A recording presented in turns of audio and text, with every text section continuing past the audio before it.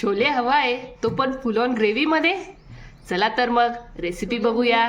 हे भिजवून घेतलेले आहे, त्यातलं पाणी काढलेलं आहे. कांदा, टोमॅटो, कढीपत्ता, कोथिंबीर, सून, अद्रक, जिरे, हिंग, हळद, धने पावडर नसल्यामुळे इथे मी धने घेतलेले आहे, मिरची, मसाला, छोले मसाला, मीठ, कांदा, टोमॅटो, लसूण, अद्रक, कोथिंबीर, जिरे,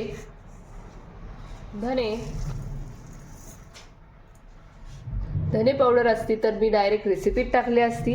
इथे धने घेतलेला आहे त्यामुळे मी मिक्सरच्या भांड्यात बारीक करून घ्यायला वाटून घ्यायचे आहे. मिक्सरमधून काढून घेतलंय. कुकरमध्ये तेल टाकून घ्यायचे आहे. तेल गरम झाल्यावर त्यात कढीपत्ता टाकून घ्यायचा आहे. म्हणजे आपण वाटून घेतलेलं ते टाकायचंय. ते भाजून घ्यायचं आहे.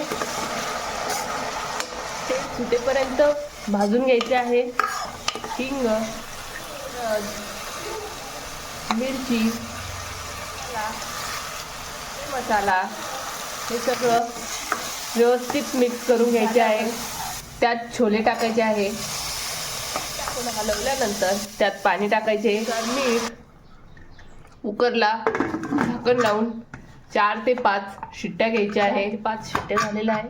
कुकरचं झाकण उघडूया.